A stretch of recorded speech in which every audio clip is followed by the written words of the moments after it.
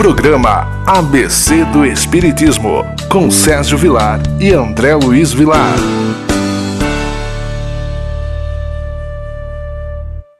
Queridos amigos, que alegria! Programa ABC do Espiritismo pela TV Mundo Maior, mais uma vez entrando na sua casa. Primeiramente, antes de qualquer coisa, queria te agradecer profundamente. A minha mais pura gratidão pela sua audiência, pelo seu carinho, por você estar conosco no programa ABC do Espiritismo, sendo levado ao ar pela nossa TV Mundo Maior, com tanta repercussão de trabalhos maravilhosos que aqui são apresentados nessa TV, falando sobre o Espiritismo. Meu abraço carinhoso ao André Marosso e também a todos os colaboradores da TV Mundo Maior e da Rádio Boa Nova. André, tudo bem com você? Tudo bem, querido Sérgio. Saudamos o nosso querido telespectador que semanalmente vem nos acompanhando, a todos que vêm escrevendo para nós, a todos que vêm deixando os seus votos, as suas preces, o nosso agradecimento. Rogamos a Deus, o nosso Pai, a Jesus, o nosso Mestre Maior, que nos abençoe em mais esta oportunidade. Hoje nós, então, como é uma proposta do programa ABC do Espiritismo, geralmente apresentamos uma página do Evangelho segundo o Espiritismo, para nós uma obra sagrada e traz o cristianismo como deva ser realmente pautado a obra do Cristo. E os outros programas também nós falamos sobre o Livro dos Espíritos, que também é um livro que para nós é um livro de grande importância porque é a base de toda a nossa doutrina. André, o que nós elegemos para o nosso telespectador no dia de hoje? Hoje nós vamos dar uma estudada no Evangelho segundo o Espiritismo, no seu capítulo 4. Ninguém pode ver o reino de Deus se não nascer de novo. Então, os 3 primeiros itens são 3 passagens bíblicas que nós vamos ler, comentar. A primeira está em Mateus, capítulo 16, versículos de 13 a 17. E veio Jesus para os lados de Cesareia de Filipe e interrogou seus discípulos, dizendo: Quem dizem os homens que é o Filho do Homem? E eles responderam: Uns dizem que é João Batista, mas outros que é Elias, e outros que Jeremias ou algum dos profetas. Disse-lhes Jesus: E vós? Quem dizeis que sou eu? Respondendo Simão Pedro disse: Tu és o Cristo, Filho do Deus vivo.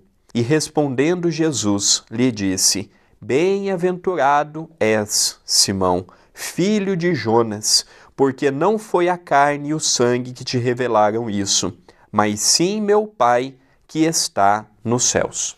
Nós não podemos discutir com um texto bíblico que fala literalmente da questão da reencarnação. É verdade que naquela época havia uma confusão muito grande entre reencarnação e ressurreição. Muitos acreditavam que nós iríamos ressuscitar. A palavra ressuscitar vem da palavra ressurgir, ou seja, eu vou continuar ligado ao meu corpo e quando eu tiver que voltar, eu volto no mesmo corpo. Isso é impossível. Porque o próprio Jesus disse: do pó viestes, para o pó retornarás. Então essa é uma visão clara de que Jesus falava abertamente da reencarnação com os seus discípulos e que Jesus então pergunta a Pedro e alguns discípulos: o que o povo diz, ou quem eles dizem que eu sou? Uns dizem que é Jeremias, outros dizem que é João Batista. Logicamente, nessa época, João já havia sido decapitado. Mas a grande verdade é que é explícito essa mensagem falando da reencarnação. Então ele pergunta às pessoas e Pedro toma a frente e responde: Tu és o enviado de Deus. Então nós começamos a perceber, e ele depois diz: bem-aventurado sejas tu, Pedro, que está entendendo a mensagem do Pai. Jesus então ficava contente de perceber que aqueles homens ainda fragilizados por um processo reencarnatório, porque os discípulos eram espíritos frágeis, no sentido cultural, no sentido intelectual, até mesmo no sentido moral. Então Jesus fazia essas perguntas para que eles pudessem então responder, e Jesus parabenizava-os toda vez que eles respondiam corretamente. Não é mesmo, André Luiz? E Jesus, ele na condição de um enviado direto de Deus, o nosso Pai, um espírito de uma grandiosidade que ainda não temos mente para compreender, nós vemos que Jesus ele ensinava de várias formas. Jesus pegava exemplos da natureza, Jesus falava numa linguagem que o culto iria entender, mas também numa linguagem que aquele companheiro menos esclarecido também iria compreender. Uma outra técnica que Jesus utilizou para ensinar os seus era em forma de perguntas.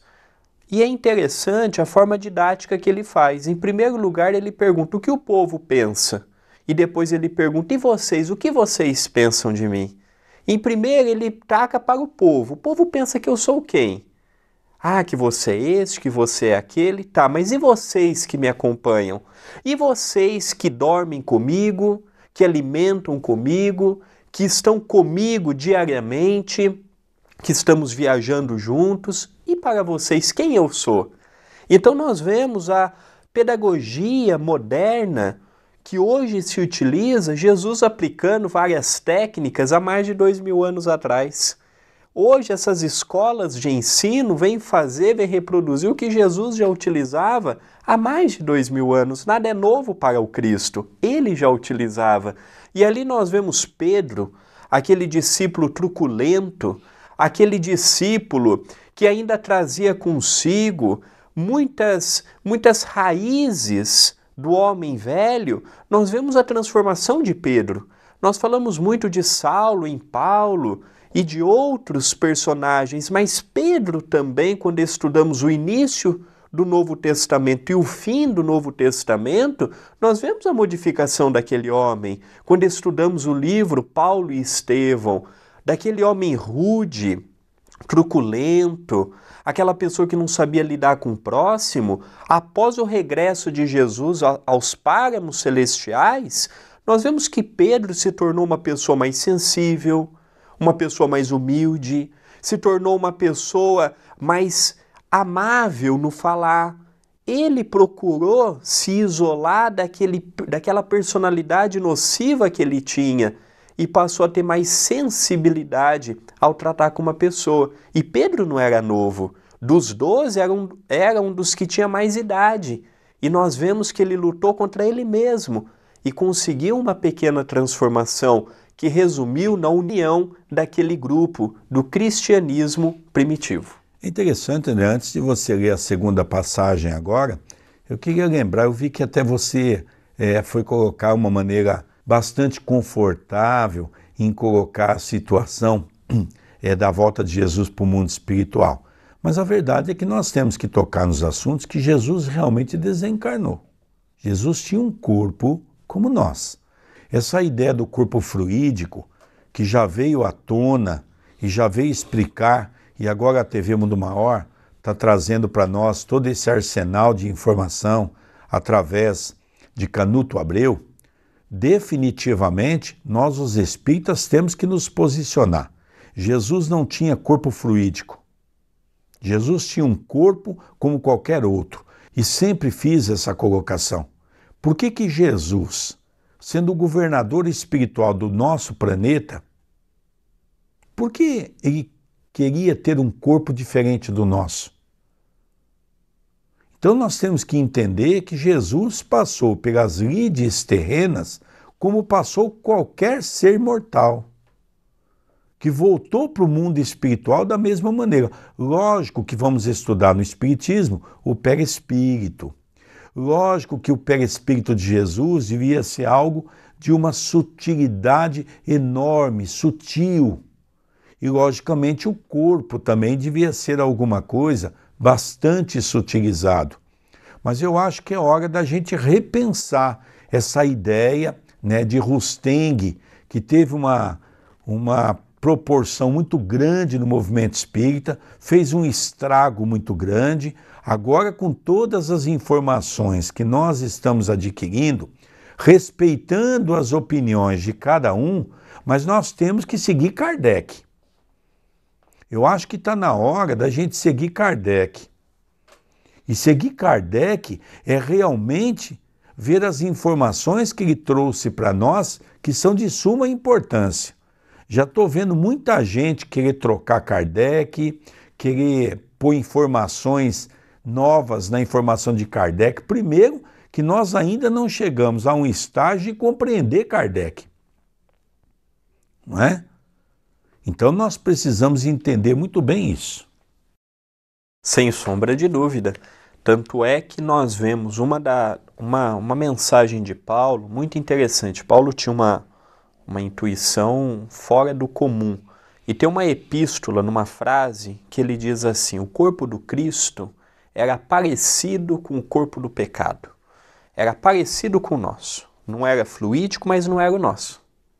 O corpo de Jesus, como nosso querido Sérgio disse, era diferente, porque se fosse um corpo igual ao nosso, Jesus não teria condições de fazer o que fez. E também Jesus não aceitaria uma condição diferente, um corpo especial, sendo que ele nasceu numa manjedoura, veio com todas aquelas passagens. Então, é um tema que merece sempre a nossa observação, a nossa atenção, e na própria Revista Espírita nós vamos ver um artigo que Kardec deixa muito claro, refutando este corpo fluídico de Kardec. Ele tem toda uma tese, ele pega este texto de Rustang e trabalha em cima. É muito interessante. Para quem não conhece, está nas revistas espíritas. Esse é um outro assunto também, André. Agora nós estamos acabando o primeiro bloco, mas dá tempo de eu falar. É importante nós começarmos a entender que Kardec precisa ser restituído às suas bases como foi. E os dirigentes espíritas veem aqui um desabafo. Precisa estudar as revistas espíritas, porque muitos dirigentes não conhecem nem o Pentateuco espírita. Está falando de espiritismo sem conhecer. E é por isso que faz toda essa confusão em nosso movimento. Então está na hora das pessoas começarem a repensar em fazer as transformações para voltarmos a ser Kardec. Não sai daí não, querido amigo. Vamos para um pequeno intervalo e já retornaremos com o programa ABC do Espiritismo pela nossa TV Mundo Mar.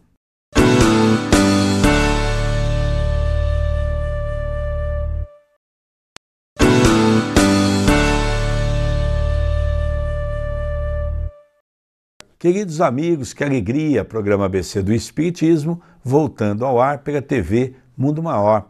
Hoje nós estamos falando de 3 passagens, falamos no primeiro bloco da primeira, que é de Mateus, e todos nós sabemos que Mateus foi Levi, não é? Que tinha um papel importantíssimo ao lado de Pedro na Casa do Caminho. Qual é o segundo tópico que nós vamos ler nesse segundo bloco? O segundo está narrado em Marcos e Lucas. Marcos está no capítulo 6, versículos 14 e 15, Lucas, capítulo 9, versículos 7 e 9. E chegou a Herodes, o tetrarca, notícia de tudo o que Jesus obrava, e ficou como suspenso, porque diziam uns: é João que ressurgiu dos mortos, e outros: é Elias que apareceu, e outros: é um dos antigos profetas que ressuscitou. Então disse Herodes: eu mandei degolar a João. Quem é, pois, este de quem ouço semelhantes coisas? E buscava ocasião de o ver. Logicamente, André, querido telespectador, essa passagem é muito importante porque ela faz referir-se a João Batista. E nós sabemos que foi a esposa desse homem tão poderoso da época que pediu a cabeça de João Batista numa bandeja. Mas nós sabemos também que João pregava que ele não era forte, que haveria alguém mais forte que ele, que o Pai enviou, que era Jesus. E quando realmente Jesus começou o trabalho dele a tomar a proporção que tomou, logicamente Herodes, o tetrarca, queria saber quem é esse homem. Porque os fenômenos eram tão grandes, Jesus agia com uma fenomenologia tão grande, ele curava, ele fez até ressuscitar mortos, como o caso de Lázaro. Ele conseguia levar multidões de pessoas para o ouvir. Então ele queria saber quem é esse homem, que não era um homem comum, mas ele queria, antes de fazer um pré-julgamento, estar diante dele para ver quem era aquele homem. Agora nós vamos ler a terceira passagem para que eu e o nosso querido Sérgio possamos comentar com calma. A terceira passagem está narrada em Mateus, capítulo 17, versículos de 10 a 13, e também em Marcos, no capítulo 18, versículos de 10 a 12. E os discípulos lhe perguntaram, dizendo: Pois, por que dizem os escribas que importa vir Elias primeiro? Mas ele lhes disse: Elias certamente há de vir, e restabelecerá todas as coisas. Digo-vos, porém, que Elias já veio, e eles não o conheceram. Antes fizeram dele quanto quiseram. Assim também o Filho do Homem há de padecer às suas mãos. Então compreenderam os discípulos que de João Batista é que ele lhes falara. Então Jesus, logicamente, e nós vamos encontrar isso na questão 625, que para mim, a questão 625, ela dá um sinal de que o Evangelho viria em nossos meios. Kardec pergunta: qual é o guia e o modelo mais perfeito que Deus concedeu ao homem? Os Espíritos respondem: vede Jesus. Essa passagem que o André acabou de ler é uma passagem muito interessante, porque nos arremete àquele tempo, aonde nos faz realmente mostrar a dificuldade que Jesus teve de implantar o amor, os conhecimentos das leis de Deus, exatamente porque nós ainda, naquela época, eram seres primitivos. Então, André, veja que essas 3 mensagens que foi lida nos dá uma ideia bastante ampla de todo o trabalho que Jesus realizou quando passou em nossos meios. E é importante nós realçarmos que João Batista era primo de Jesus. Quando nós lemos um livro clássico da mediunidade de Chico Xavier, que é o livro Boa Nova, de Humberto de Campos, que mais tarde assumiu o pseudônimo de Irmão X, nós vamos observar as conversas, porque Jesus e João Batista eram mais ou menos da mesma idade. E nós vemos aquelas 2 crianças, por assim dizer, com aproximadamente 9, 10 anos, já os dois tendo conversas altamente espiritualizadas. E no caso, já assumiram no plano espiritual que João Batista começaria o trabalho primeiro, abriria caminhos para que depois Jesus viesse. Aí nós vemos toda aquela história narrando Jesus sendo batizado pelo seu primo, João Batista. E é interessante que a vida de João Batista, ela também por si só, ela mostra a lei de causa e efeito. Porque João Batista foi Elias. Elias, ele mandou matar 300 sacerdotes de Baal, decapitados. E na próxima existência ele veio como João Batista. E a maneira que João Batista desencarnou foi decapitado. Independente se foi a mulher de Herodes que pediu, que queria a cabeça, que não queria, nós vemos aí a lei de ação e reação se cumprindo. O que se faz se paga. Então numa outra existência ele veio com aquela dívida. A maneira que ele mandou matar aqueles sacerdotes, independente se os sacerdotes estavam enveredando pelo caminho equivocado ou não, ele assumiu uma dívida perante ele mesmo. E nós vemos a história narrando que o que se planta, a própria pessoa tem a necessidade de colher. E olha que Jesus afirmou e está no Novo Testamento: dos nascidos de mulher, João Batista foi o maior. É interessante, nós vemos aqui duas passagens, a primeira e a terceira, e curiosamente as duas narradas por Mateus, não é, que é Levi, que acompanhou Jesus desde o começo da sua trajetória, nos 3 anos de pregação. Nós vamos ver aqui duas colocações importantes para traçar aqui um paralelo. Primeiro, ele pergunta quem o povo achava que ele era. E agora, por último, ele faz quem o povo acha que é João, né? Quem é João Batista? Então ele faz aquela menção dizendo que João Batista já veio e o povo não reconheceu. Por que o povo não reconheceu? Primeiro que estava no outro corpo. É o espírito voltando ao processo reencarnatório para quitar o seu passado criminoso e, ao mesmo tempo, para dar continuidade no seu processo evolutivo. Elias, quando mandou matar aqueles 300 sacerdotes, ele não fez isso por maldade. É importante que nós, então, destaquemos isso. É porque esses 300 sacerdotes, eles se rebelaram contra algumas normas que ele havia criado na sua época, e aquilo poderia constranger todo o seu trabalho. Então, para que ele não tivesse problema, ele resolveu o problema de uma maneira simplista. Mandou matar todos e acabou a história. Fica prevalecendo o ponto de vista dele.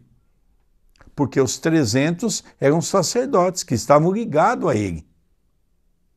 E ele então volta, tem uma reencarnação de um trabalho belíssimo, mas ele então quita, segundo as leis naturais da terra, ele quita perante Deus o seu compromisso de também ter sido decapitado. Então, isso aí, André, mostra uma lei divina que mesmo João, sendo considerado por Jesus o homem nascido de mulher, o mais importante que passou na terra, ele não deixou de pagar o seu compromisso com as leis divinas. E é interessante a humildade que João Batista teve, porque quando veio à tona Jesus na casa dos 30 anos, João Batista, ele apagou perante a história.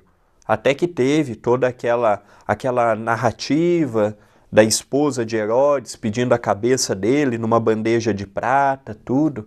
Mas nós vemos a história se compondo e nós vemos este Jesus vivo, nós vemos este Jesus humano, este Jesus que procurou em todas as oportunidades, com compaixão, ensinar-nos. E é interessante que teve alguns discípulos do Cristo, como por exemplo André. André teve contato com João Batista, André ouviu as pregações de João Batista e André ouviu também João Batista dizer que haveria um momento que viria alguém maior do que ele, que haveria um momento que o Messias, que o Espírito Iluminadíssimo viria para trazer a mensagem do amor. Então nós vemos que André e outros companheiros que seguiram Jesus já estavam sendo preparados pelo próprio João Batista ao trabalho que Jesus viria desenvolver tempos depois. André, o programa hoje está realmente muito rico de informações mostrando a reencarnação. Sem sombra de dúvida, nenhum religioso, cristão, de nenhuma religião pode dizer que esse texto não é um texto falando da reencarnação. É um texto explícito, muito bem definido, muito bem elaborado, onde Jesus fala da reencarnação. Mas vamos partindo para o final do nosso programa. Eu gostaria, André, que você fizesse alguns convites para o nosso telespectador do programa ABC do Espiritismo. O primeiro convite é participar do Evangelho no Lar. Todos os domingos, às 18 horas, horário de Brasília, pela minha fanpage, procure por André Luiz Querini Vilar, você curta a página e na minha linha do tempo nós iniciamos um vídeo ao vivo e você é o nosso convidado, é o convidado meu, convidado nosso querido Sérgio, a participar do Evangelho todos os domingos às 18 horas. Quer entrar em contato conosco sobre a pomadinha Chico Xavier, sobre palestras, seminários, sobre atividades, dúvidas, pode ser através do e-mail. O e-mail do nosso querido Sérgio é vilarsergio10@gmail.com e o meu vilardandré2@yahoo.com.br. E o último recado que nós temos, o último convite, é o nosso WhatsApp. Se você quiser receber mensagens de paz, de reconforto, de auxílio, entre em contato conosco através do nosso número 19 997 78 2794. Queridos amigos, que alegria! É uma pena que o nosso programa está acabando, né? Mas é uma alegria podermos entrar na sua casa e falarmos desse assunto tão palpitante que é o assunto da nossa querida doutrina espírita. Vamos aqui encerrando o programa ABC do Espiritismo, pela nossa TV Mundo Maior. Um beijo carinhoso no seu coração e espero que nós possamos continuar sempre falando desses assuntos palpitantes que é Jesus e a doutrina espírita. Muita paz no seu coração. Votos de muita paz, de muita luz, de muito amor e até o próximo programa.